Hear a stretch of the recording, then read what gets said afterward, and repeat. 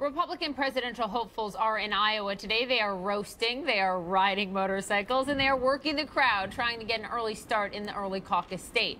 Noticeably absent, Jeb Bush. Let's talk about it with CNN political commentators Ben Ferguson and Marc Lamont Hill. Ben, let me begin with you. Jeb Bush has not officially announced that is happening on the 15th. He also isn't exactly stealing the limelight like I think a lot of people thought he would. Do you think this is part of why so many GOP candidates are jumping in?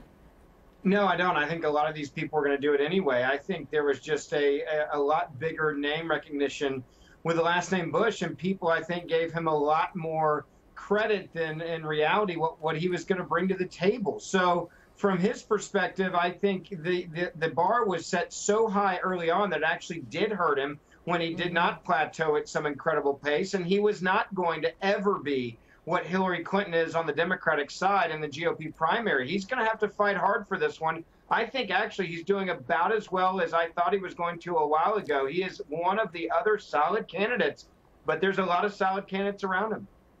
Let's switch gears, talk about Hillary Clinton. You brought her up. Let's pull up these poll numbers for you, okay? These are from the most recent CNN ORC poll. When you look at honesty and trustworthiness, down 8% since March of 2015. And when you look at the numbers now, the question becomes, Marc, can a candidate who the majority of the country does not trust become the next president? That is what she's facing.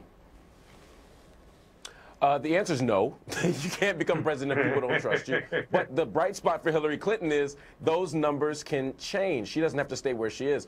Those numbers are linked to the email scandal. They're linked to lingering questions about Benghazi. And sometimes those numbers are actually a proxy for other things. In other words, people are sometimes say they don't trust Hillary Clinton because they actually are saying they trust someone else more. But as time goes on and they lose satisfaction with the Democratic primary nominees and they begin to realize that the 75 Republicans that are running for office also aren't all that trustworthy for some reason or another, I think Hillary could be just fine. I don't think that's going to be the thing that kills her. But, Ben, if you look through the polling, and I'm just looking for the numbers here, Hillary Clinton is like 40, 50 points higher than Vice President Joe Biden. Yeah.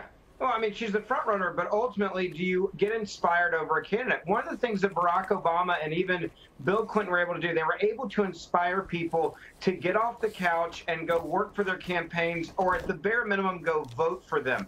Hillary Clinton had a hard time the last time she ran, inspiring people to really want to go out and work for her.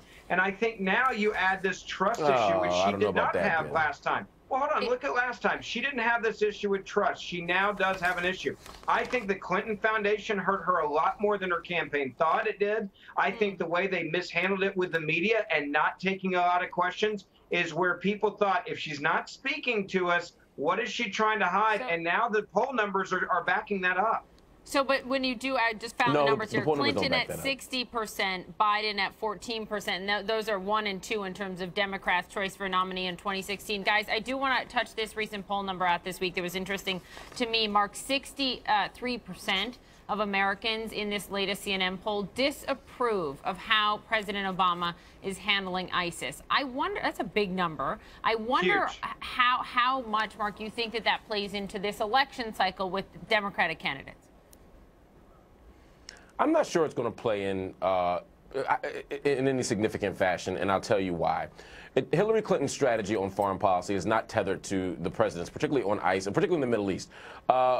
Hillary Clinton has been very careful to say, hey, I don't agree with the president on Syria. I don't agree with the president exactly on ISIS, et cetera, et cetera, et cetera. The president's stance has been, in some ways, consistent with what many Republicans have said. There are Republicans on the other side of the aisle, however, who have also said, hey, let's not be interventionist here. My overall point is that there's no clear, this isn't a clear-cut partisan thing. No one seems to have a clear vision for ISIS. No one is going to the polls to vote based on ISIS. I think ultimately it'll be domestic issues and maybe trust. Really? No one's going to the polls to vote on ISIS?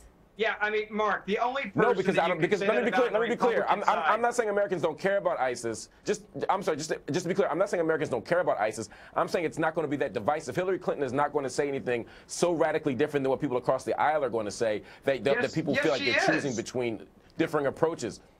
First thing is, look, Hillary Clinton was the foreign policy of this White House. So to act as if she's not the same as Barack Obama, I'm sorry, is unrealistic. She was the Secretary of State, and ISIS was rising under her watch. Benghazi was connected to it. But the only Republican that you could say that would be close to Hillary, hold on, let me finish, would be Rand Paul. The rest of them are very different on foreign policy in dealing with ISIS than Hillary Clinton. They've been beating her up on the issue on the campaign trail.